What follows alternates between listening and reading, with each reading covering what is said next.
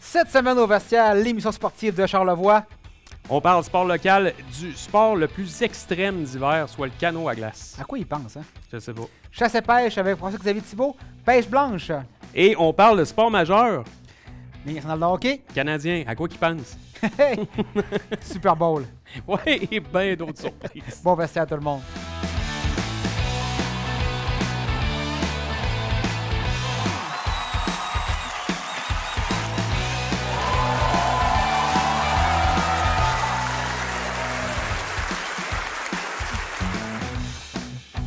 Le vestiaire vous est présenté par Hyundai Jean-Roch Thibault et Microbrasserie Charlevoix.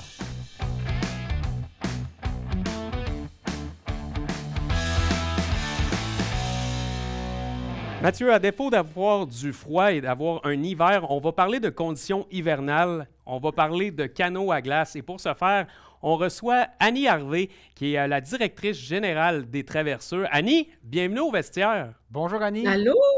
C'est un immense plaisir de te recevoir, surtout que j'ai appris récemment que la course de l'île aux Coudres est la deuxième plus vieille course, ou dans la deuxième plus vieille course de canot à glace au Québec. Exactement. Le Carnaval de Québec a 65 ans. Ouais. Nous, on a 31 ans. Évidemment, si on avait pu faire les 2 années de pandémie et l'année dernière où on a annulé, mais on aurait 34 ans. Ouais, Hey, voilà. c'est quand même assez fou. Et là, on me dit à l'oreille que c'est ta dernière. C'est une rumeur. Je préférais une autre question. Est-ce que c'est votre avant-dernière? C'est ça. Il en reste combien? Écoute, l'année passée, c'était supposé être ma dernière. Puis j'avais avisé tout le monde, que c'est ma dernière. Mais ça fait 20 ans que je réitère toujours la même chose. C'est ça que j'ai dans mes notes. C'est ça. Oui, c'est ça que tu as dans tes notes. Oui, je sais. Mais effectivement, je pense qu'on a besoin de relève. On a besoin de... Je pense qu'on a besoin de changer la donne, la couleur. Puis moi, je veux être encore là, mais je veux être une deuxième puis une troisième. Fait qu'on se reparle l'année Ça me prochaine, Annie? Ben, hein? Fait qu'on se reparle l'année prochaine? Ben, je veux être là, mais pas tout avoir sur mes épaules comme depuis 31 ans. Fait que, tu sais, c'est ça que je veux prendre plaisir à regarder autrement ce spectacle-là qui est magnifique. Ben, je trouve ça quand même intéressant de discuter et d'apprendre ça, parce que quelqu'un qui serait tenté à vouloir reprendre cette course-là, l'emmener peut-être avec un autre niveau, peut-être même quelque chose de différent, mais on sait qu'il y aurait Annie derrière pour se faire épauler. Je pense quand même une bonne nouvelle en soi, là. Une bonne référence. Ben, en fait, là, savez-vous quoi? J'aimerais ça que... Il y a quelque chose qui est comme... je lance ça, là, OK? Il y a quelque chose que je rêve depuis quelque temps, là, c'est que ça fasse partie de la virée nordique, en quelque part. Ou sinon que le Arikana... Écoute, j'aimerais ça. Je sais pas, je lance ça, là. Mais je suis prête à travailler avec eux d'arrache-pied pour que ça fonctionne, puis que ça continue. Mais, tu sais, je rêve à plein d'affaires. Parlant de l'événement, donc c'est 17 février prochain. Donc, on part d'une course qui décolle des locaux, qui s'en va à Saint-Joseph-de-la-Rive au quai, puis qui revient. Combien de kilomètres environ? Ben, ça dépend toujours de la marée, ça dépend toujours des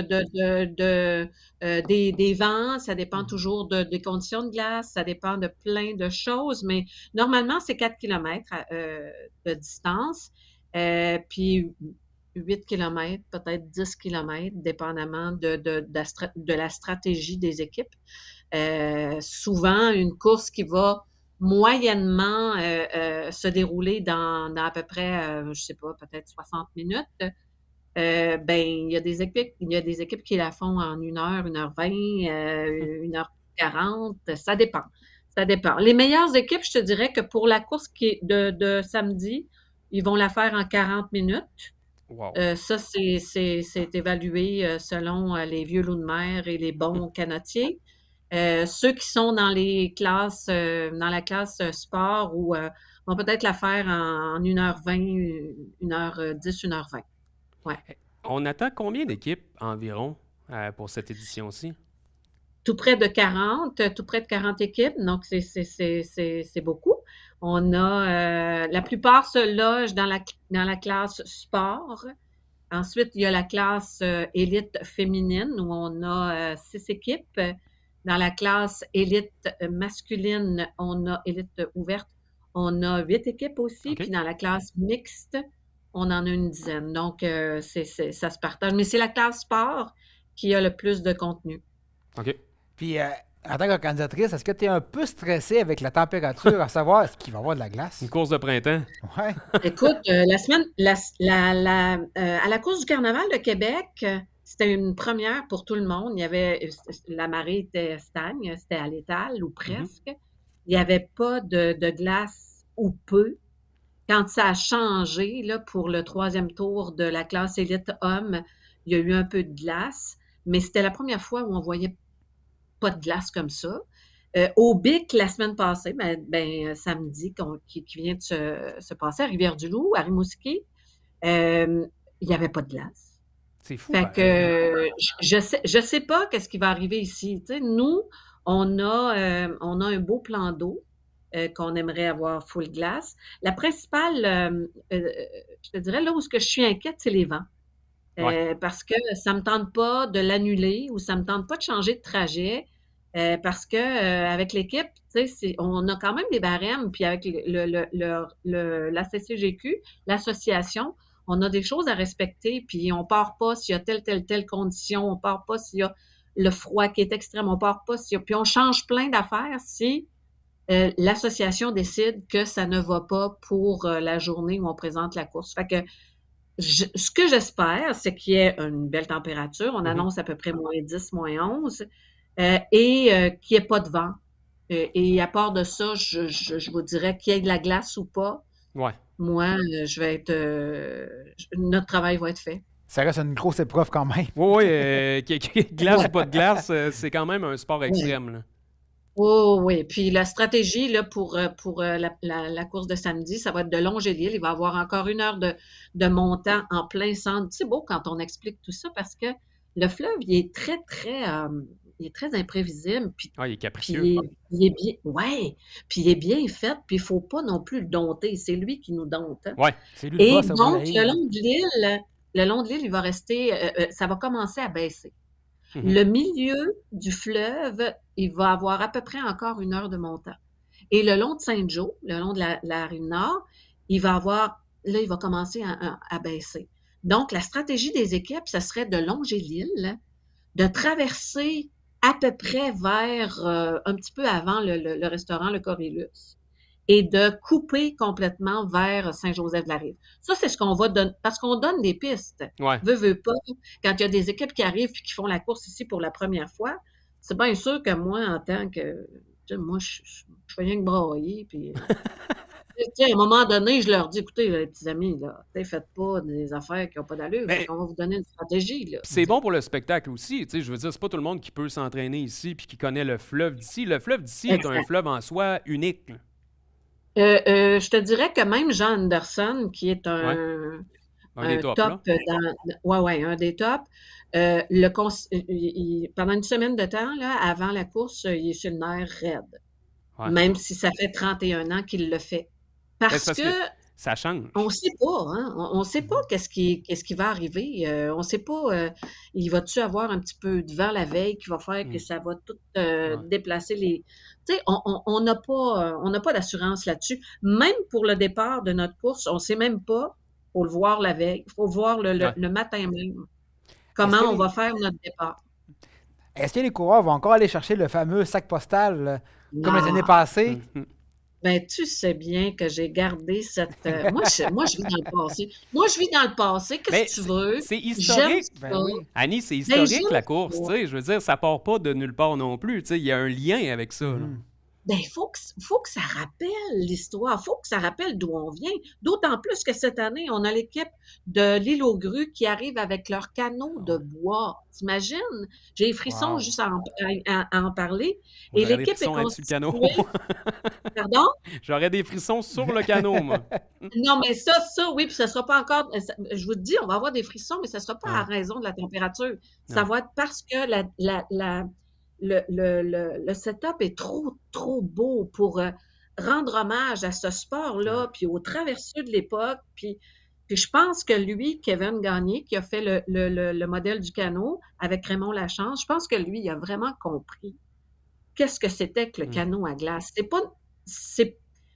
Moi, en tout cas, par rapport à mes racines et tout ça, je m'identifie plus au canot d'époque qu'au canot d'aujourd'hui, bien que Guy, mon partenaire de vie, est un fou aussi furieux du canot, puis qui est avec des embarcations de fibre de verre à la fine pointe.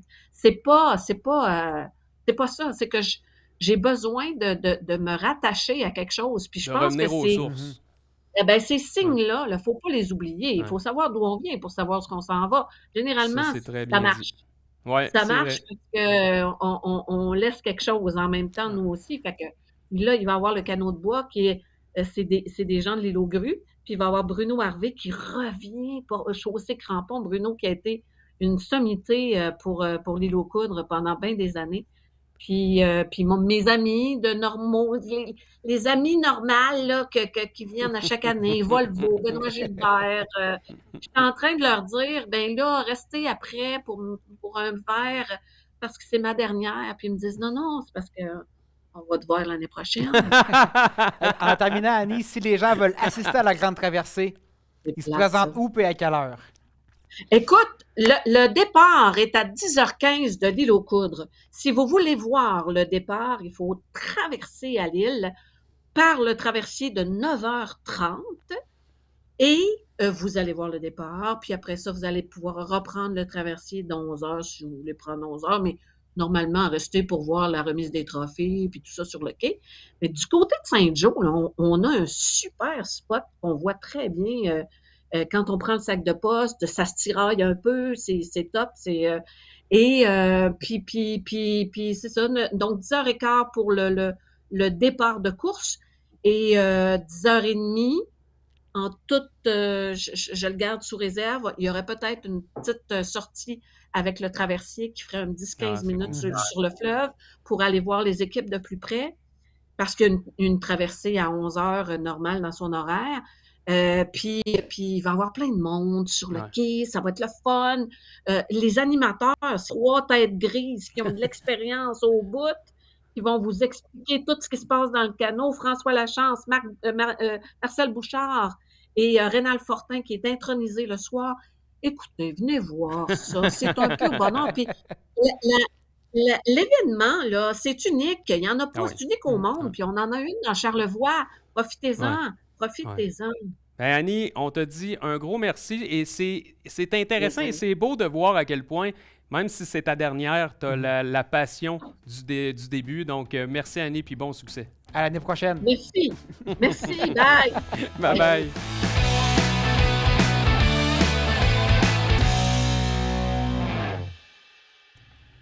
Il a le côté sauvage d'un Sasquatch, mais la coquetterie de la fée des bois, notre chroniqueur, François-Xavier Thibault. Comment ça va? Ça va bien, messieurs? 10 sur 10. 10 sur 10. Ah, il est chanceux. Moi, tu me dis jamais rien de même. En tout cas, FX, on est immensément content de te recevoir aujourd'hui parce qu'on va faire une prise 2 de la pêche blanche. Oui. Parce que l'activité à la mode en ce temps-ci. Oui, mais écoute, c'est drôle que tu dises ça, puis ça me lance une question. La saison, est-tu scrap, finie, ou c'est comment, là? Parce que c'est le printemps, là. Oui.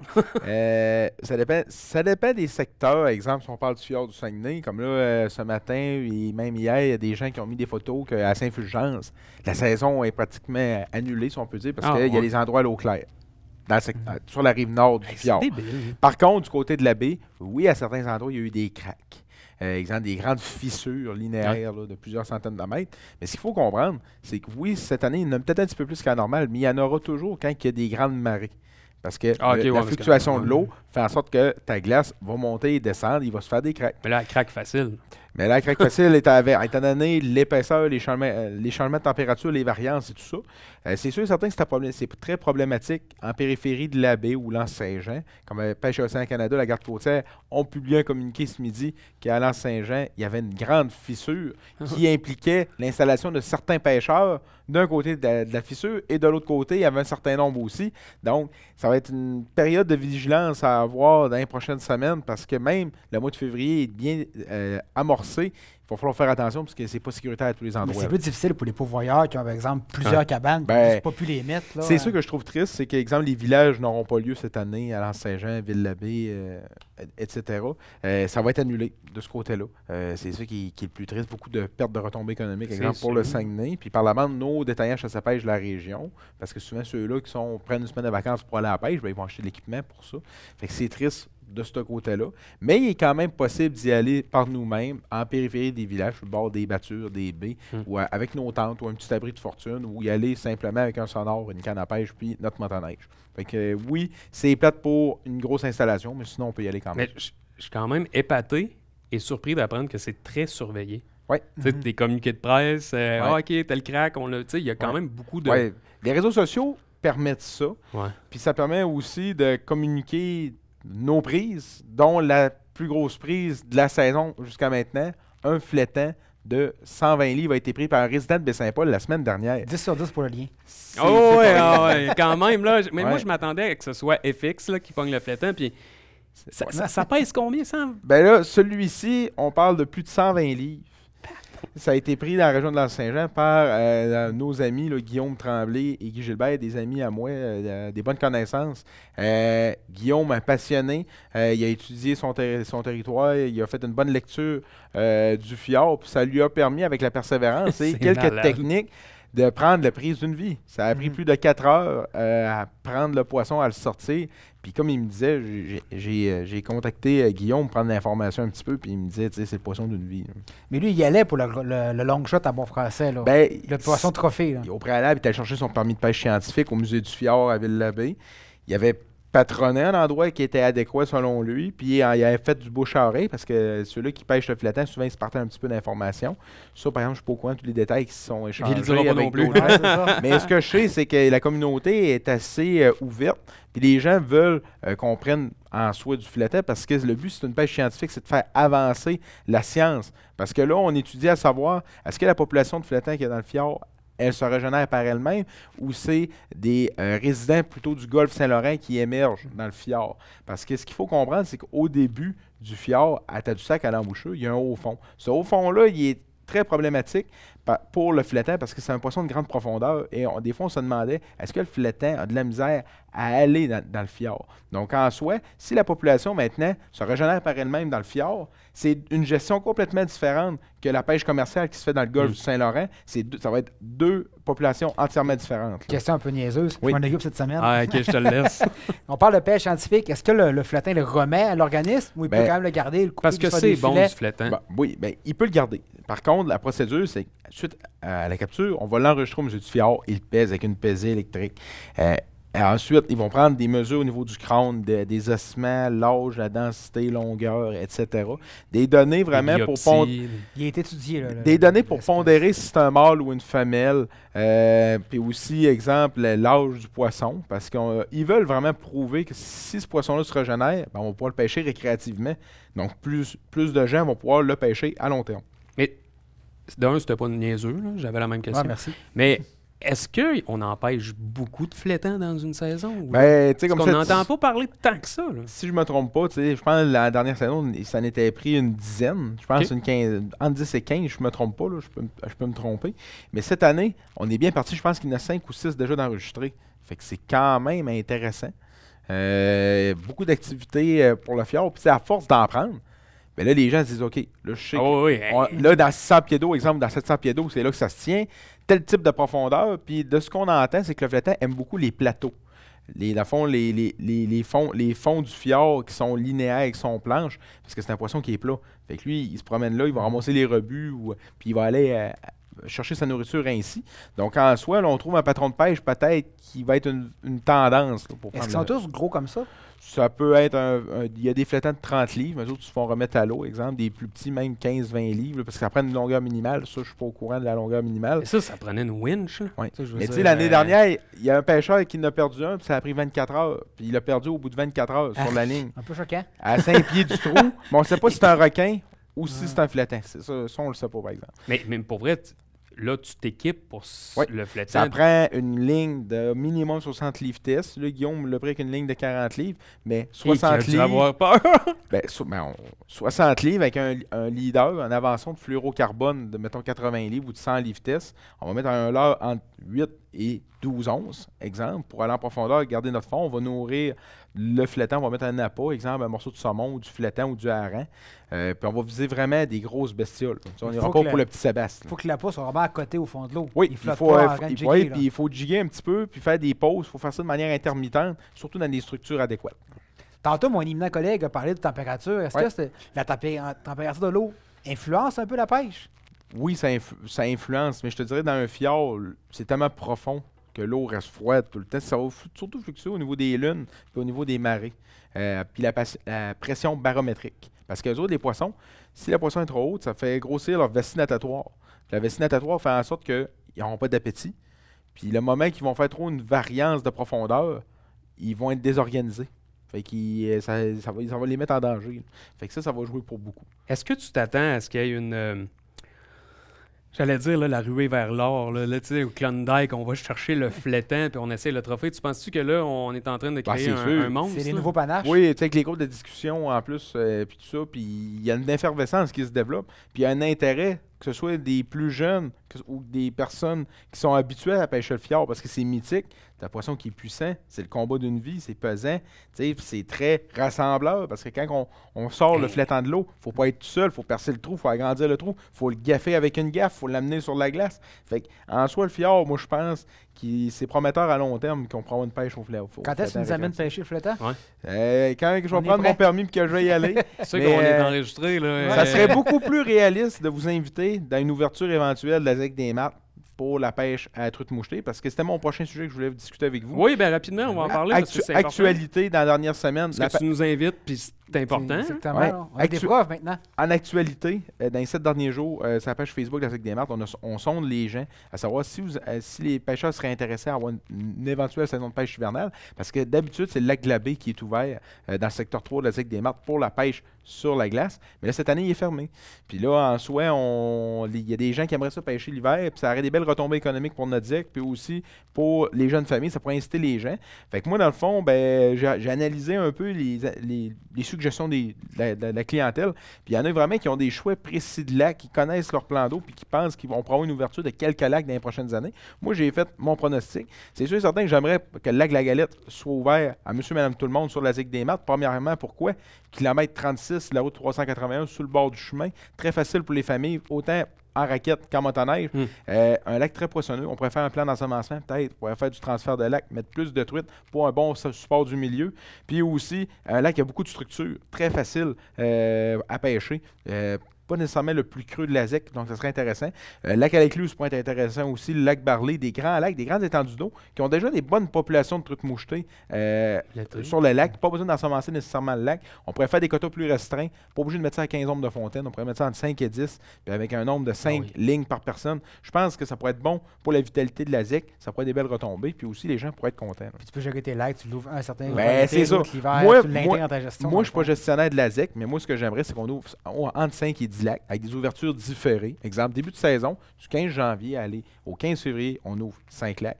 Du 15 février au 15 mars, au 30 mars, on ouvre 5 autres lacs. Ça pourrait réduire la pression de pêche pour ne pas nuire au quota annuel du lac. Puis en même temps, ça pourrait être un sujet intéressant. Là, puis on peut voter encore, FX? C'est pas un vote. C'est un groupe de discussion sur Facebook. Il y a une publication, vous dites quel lac vous aimeriez ouvrir. Puis là, on dit nos lacs. Puis ils vont prendre ça en considération pour, à la prochaine Assemblée générale, de prendre une décision. FX, merci d'être allé à la pêche pour nous. Ça fait plaisir. Merci, FX. Ouais.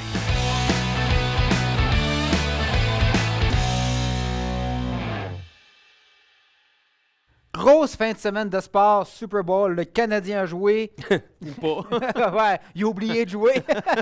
Hey, on va commencer par, à tout seigneur, tout honneur, le Super Bowl. C'est la fin du football. C'est pour ça que je t'habille en noir. Ouais, fin de la saison. Quel match? Absolument, écoute, on peut pas demander mieux comme partisan de football, là. Écoute, je me trompe pas de dire que toi, tu as un petit quand même parti pris pour Kansas City. Ouais, je les aime bien. Puis avant Randy Vernet, je dois le dire. Aussi, mais je veux dire, moi, j'avais aucune attente. J'avais pas aucune équipe préférée. Oui, j'aurais aimé ça que les 49ers gagnent parce que, bon, l'effet Brock Purdy, puis tout ce qui entoure l'histoire un peu, Ouais, c'était cute. c'était cute. C'était cute, mais finalement, c'était ça. C'était cute, puis je pense qu'on n'avait peut-être pas les outils pour remporter le match, même si on a fait une solide performance.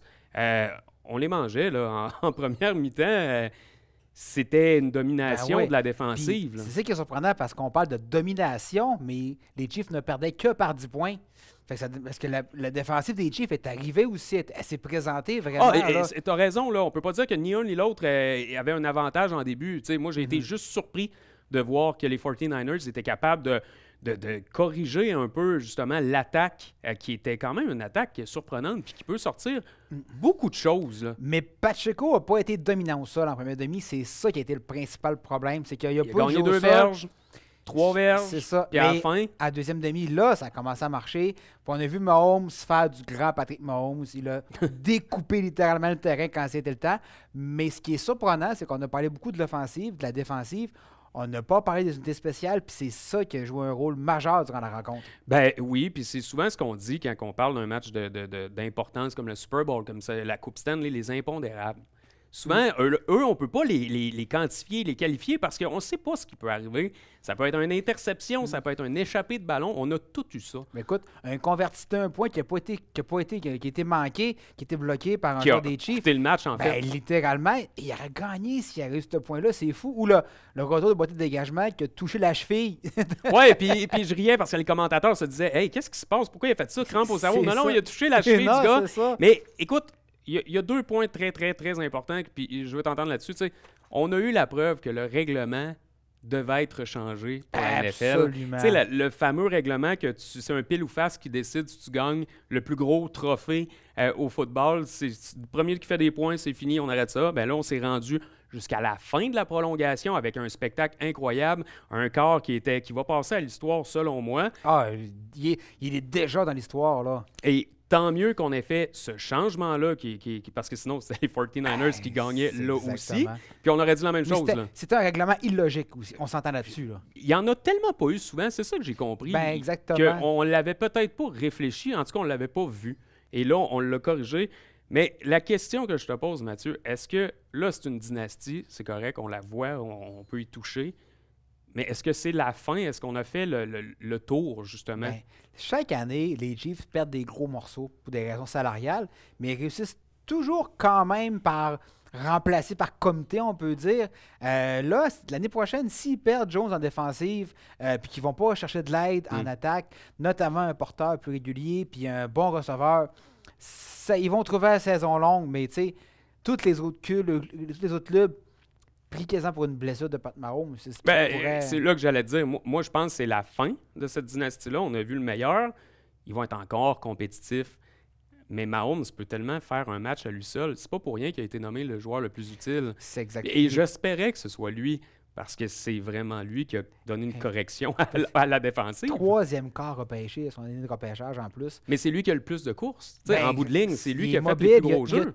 Il y a tous les atouts. Mais les 49ers, avec Purdy, sont quand même en Cadillac. Parce que hier, là, excuse-moi, là, puis je peux pas dire l'expression qui me vient en tête, là, parce que ça parle d'une pièce d'anatomie, mais c'était dur comme du béton, c'était en fonte. Puis le jeune est impressionnant. Oui, puis il n'est pas dominant, il est impressionnant. Il est bon. On lui demande de ne pas perdre, il ne perd pas, littéralement, mais il est tellement bien appuyé par le jeu au sol. McCaffrey, c'est une bête. Il n'a pas perdu le match. Non, c'est juste vraiment, que la meilleure équipe a remporté. Exactement. La défensive a plié au pire moment. Mais il manque quoi aux 49ers? Un carrière comme Mahomes, un Lamar Jackson. Moi, je pense que Kittle a été très effacé. Ben, Kittle, il est surtout là pour bloquer aussi. C'est un très bon bloqueur, mais il manque un joueur pour l'attraper. Il manque le Kelsey. Ouais, ben Samuel s'est blessé aussi durant la rencontre. Il n'a pas été parce que tellement lui, de blessures. Tu sais, c'est un bon joueur, Samuel, puis il s'est blessé. Il n'a pas été le même durant le match, mais McCaffrey, c'est le meilleur receveur, c'est le meilleur porteur. C'est une bête. En tout cas, à suivre, mais quel spectacle on a eu. Je parle même pas lui de la mi-temps. Une chance parce que le match était vraiment savoureux. J'ai encore des brûlures d'estomac. Ouais, écoute, il y en a une gang qui se demande pourquoi on fait pas ça le samedi, mais ça, c'est un autre dossier. Écoute, on va parler d'un... Eux, ils m'épatent à chaque fois, là. Puis là, je veux parler du Canadien parce que j'aurais rien de positif à dire. Surprends-moi. Non, pour vrai, d'habitude, là, ça fait au moins depuis le début de la saison, je suis positif. Tu peux pas dire le contraire. Non, je vois que tu travailles sur toi. C'est difficile. C'est difficile. Une chance que Boston gagne. Mais qu'est-ce qui se passe avec le Canadien? Parce que, tu sais, depuis longtemps, on se dit, ben, ils sont là où ils doivent être. Là, ils sont pas là où ils doivent être. C'est comme si le DG a dit, qu'est-ce que je peux faire pour qu'on finisse vraiment dernier? Ben, je pense que le DG s'est plutôt dit, comment est-ce que je peux maximiser mes actifs? Tout en sachant qu'on ne fera pas les séries éliminatoires. Là. Il s'est dit, on a Monahan, je peux chercher un choix de première ronde en retour de ses services. Il ne s'est pas blessé encore, donc je vais faire le move. C'est littéralement ce qui est dû se dire. Parce que pourquoi tu fais pas le move avec tes gardiens de but? Pourquoi tu fais pas le move avec un ou deux défenseurs? Parce que là t'es pris, là, tes défenseurs, ils se blessent un après l'autre, puis tu pourras pas les échanger. Puis là, en plus, t'en as d'autres qui vont arriver. T'as Ekstrom qui va arriver, t'as justement, Randbacker, t'as Hudson qui va arriver. Échange-les tes défenseurs, va en chercher des choix. Mais Monahan, t'en as besoin. Ben, le problème, c'est que tes défenseurs qui ont de la valeur, ben, t'as David Savard qui est quand même utile. Ça serait, oui, mais moi, je touche pas à lui. T'as Mike Matheson. Oui, mais tu touches pas à lui parce qu'à un moment donné, là, ton club, là, t'as un plan, tu veux aller plus loin. Mais tu veux-tu tout le temps continuer avec des recrues? OK, eux n'ont pas marché, on va chercher des recrues. Il faut que ça se finisse, un plan, à un moment donné. Mais t'échanges qui? Ben, tu vas chercher tes jeunes, là. Tu sais, Harris, tu mets de l'échange si tu as un offre ou tu vas voir ce que tu peux avoir. Y a pas de valeur, un gardien de but, t'en as 3. Ben, t'en as 3, puis là, c'est une vraie farce. Là, c'est une vraie farce. C'est juste. Faut qu'il ça marche pas. Là. On le dit depuis. Ben écoute, 6 mois. Ça fait 1 mois là, que Primo va jouer. Ça en est un peu ridicule. Ben, puis tu sais, Allen se fait percer. Ben, est-ce qu'on peut lui en vouloir de ne pas avoir joué assez? Je veux dire, un gardien de but, tu le sais, c'est un gars de routine. Exactement. C'est un gars qui veut des matchs.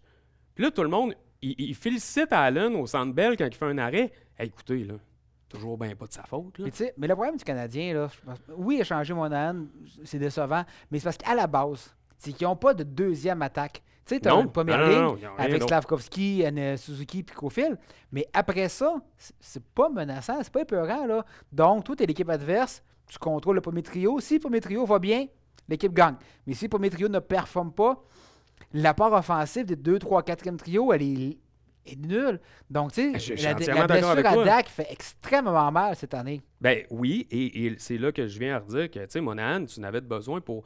Ça te prend tout le temps un vétéran par poste. Ouais. Un vétéran centre, un vétéran allié, un vétéran défenseur, puis à la limite, un vétéran gardien de but. Mais là, présentement, à l'attaque, t'en as plus. Mais je pense qu'il était juste pas rendu là comme équipe. Tu sais, moi, c'est comme ça que je le vois, il n'était pas rendu là, puis ils ont sacrifié une autre année. Mais l'année prochaine, par contre, là, ça va prendre des résultats. Parce qu'à un moment donné, les partisans qui paient le gros prix pour aller au Centre Bell, les propriétaires, ça va faire 3 ans sans série. Parce qu'ils l'ont facile, là, présentement. Ça fait de la pression. Personne fait comme, ah, ben là, c'est normal. Là, les gens comprennent. Là. Ouais, mais là, moi, je comprends un petit peu de moins en moins parce que, justement, je me dis, t'as raison, il faut qu'il y ait un spectacle. Il y en avait un au début de la saison, je trouve. C'était le fun, c'était dynamique. Ça. Là, à cette heure, t'as raison. L'autre équipe fait, ben, on neutralise le premier trio. On checkera qui est dans les buts quand ça sera rendu là. Puis le plan de match vient de changer. Le Canadien, l'autre affaire aussi, c'est que le Canadien est une équipe qui apprend à gagner. Actuellement, l'équipe perd par elle-même. Ne serait-ce qu'il y a des pénalités très indisciplinées. Ça fait mal parce que là, tu surtaxes des joueurs qui ne devraient pas jouer. Exactement. Tu viens briser ton momentum. Tu sais, là, Gallagher, Armia, ils ont pogné beaucoup de pénalités, de mauvaises pénalités en fin de match. Il n'y a pas dans le fond de la zone bonne pénalité depuis un méchant bout. Ben, ça, je te l'accorde. Je veux dire, c'est tout le temps soit des pénalités de lâche ou des pénalités que tu ne contrôles pas ton bâton. Puis c'est tout le temps ça. C'est ça qui est déprimant. C'est à moins que quelqu'un part en échappée. Tu y rentres dedans, tu le fais glisser, tu te dis, ben, il y avait une chance de faire un but, il a essayé quelque chose. Ça, c'est correct, je suis à l'aise avec ça. Mais ils n'ont pas tous nos skills de défenseurs non plus. Il faut leur donner à leur défense. Là. Écoute, t'as raison, ça fait du bien de le mentionner. On est disponible d'ailleurs pour des tournois. Mais sinon, écoute. NHL? Oui, on va parler de Ligue nationale de hockey, mais en terminant, le Canadien, j'espère qu'à un moment donné, ils vont avoir des bons choix aussi, parce que là, ils ont beaucoup de choix. Il faut que tu ailles le bon choix. Puis je pense qu'ils vont utiliser, tu sais, exemple, là, le 30e choix qu'ils ont eu pour on dit 30e, mais la première ronde de Monahan. Exactement. Il va servir un peu comme il a fait avec Newhook pour aller chercher des jeunes joueurs, des jeunes qui vont venir, qui vont arriver, qui vont s'intégrer dans un groupe comme Kirby Dach, c'est sûr, ça sent la coupe l'année prochaine. C'est comme ça, je pense qu'ils bâtissent en fonction de l'année. Mais l'année prochaine, ils ne visent pas la coupe. Ils visent les séries de l'année prochaine. Il faut que tu sois en mode progression. C'est ça l'affaire aussi. OK, je te le donne. Mathieu, c'était la Ligue nationale. On parle du match des étoiles. Oui. Comment t'as trouvé ça? Pour vrai? Ben, c'était Oui, correct, là. Moi, j'ai écouté les compétitions, mais tu sais, c'est un truc marketing. Moi, c'est pas ce qui m'attire le plus. C'est pas plaisir commanditaire à certains fans. Puis moi, je trouve ça correct qu'ils tiennent ça, mais la formule était bonne, tu sais, de faire un repêchage, ça, c'était quand même bien. Ben écoute, tant qu'il n'y aura pas de discipline, je veux dire d'un comité de discipline pour gérer ces grosses têtes-là, qui selon moi, mon commentaire est le suivant. Les joueurs, c'est des bébés gâtés. Mais Ouais. là, on l'a vu encore plus que les autres années. Kucherov, c'était pathétique. Mais là. même regarde le repêchage. On nomme un joueur. Crosby n'est pas là, de toute façon. Il envoie un petit jeune. Ah, c'est cute, c'est drôle. À la présentation des joueurs au monde, il n'y en a pas un qui sourit, il n'y en a pas un qui... Il y en a un qui était content de se faire huer, puis c'est pas parce que c'est mon club, puis tu le sais, c'est Pasternak qui trouvait ça drôle. Ouais, c'est ça. Mais les autres sont de même. Hey! C'est ça, c'était Tout pas le monde dans les gradins, tous les commanditaires payent ton salaire. Ça devrait être un trip de gang, Peux-tu mais... te forcer un peu? C'est ça. Puis Kucherov, j'espère qu'il va avoir une pénalité ou quelque chose en retour. Il Mais faut, tant là. qu'il n'y aura pas de respect du match des étoiles, parce que la formule, moi, j'ai trouvé ça intéressant. McDavid, j'ai juste vu que ce gars-là, soit qu'il est Asperger, non, mais pour être Oui, oui. motivé comme ça, dans une bulle, il avait pas l'air d'avoir du fun avec les deux à côté de lui. Lui, c'est « moi, je veux gagner Il est en mode hockey, c'est ça. ». C'est ça qui m'a fait capoter. J'ai Il dit y a, « il y a veux une gagner switch on-off. Quand il est à on-hockey, c'est une brute. On le voit d'ailleurs avec les Oilers.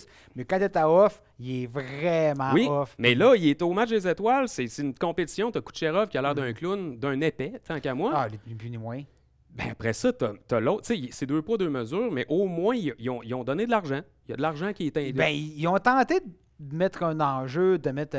Moi, j'aimais bien la formule Est contre Ouest. Tu sais, des fois, je trouve il y avait qu'on réinventé, là... Il y avait au moins un positif, comme la MLB, comme le baseball, parce que l'équipe gagnante va avoir le match à domicile. Ben, ça c'est vaut quelque Tu chose. peux-tu faire ça, un match Est-Ouest, puis les conférences, puis après ça, tu mets à l'enjeu l'avantage de la glace durant Ben, les... moi, oui. Pourquoi oui. pas? Moi, ça mettrait un petit enjeu, ça forcerait les meilleurs, parce que tu sais, souvent les meilleurs vont être en série, ben ça forcerait les meilleurs à être les meilleurs. Puis durant probablement les que ton matchs, puis- dirigeant en haut va dire hey, force-toi parce qu'on veut l'avoir à la maison, le match. Tu sais. C'est exactement. Là, il y aurait un vrai enjeu, mais. Parce qu'entre toi et moi, là, McDavid à recevoir 1 million, là.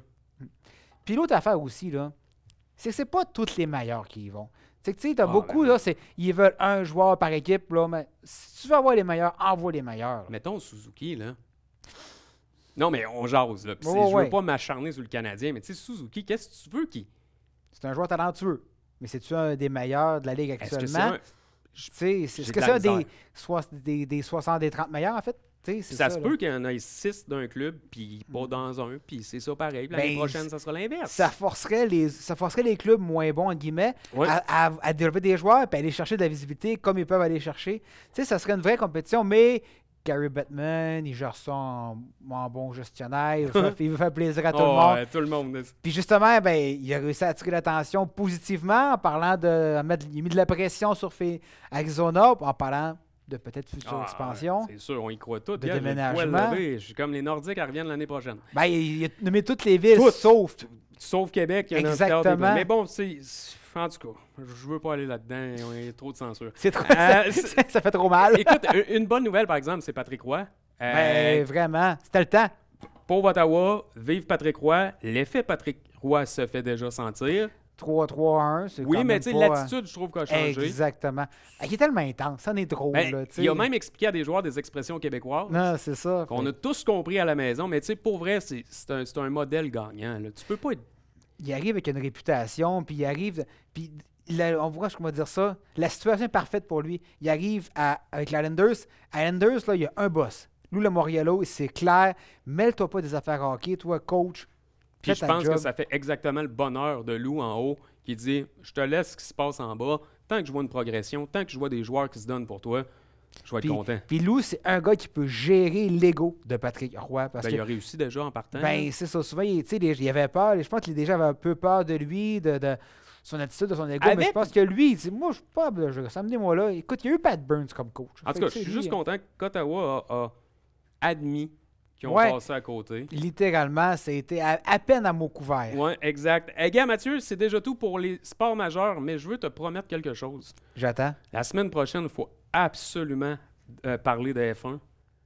C'est... Écoute, Tu sais, on dit le cirque de la F1 débarque en ville. Ben, le cirque de la F1 va débarquer au vestiaire parce que ça brasse, puis je pense que dans les 2 prochaines semaines, ça va brasser encore. Matt, F1 la semaine prochaine. Avec grand plaisir, mon cher. Merci, Matt.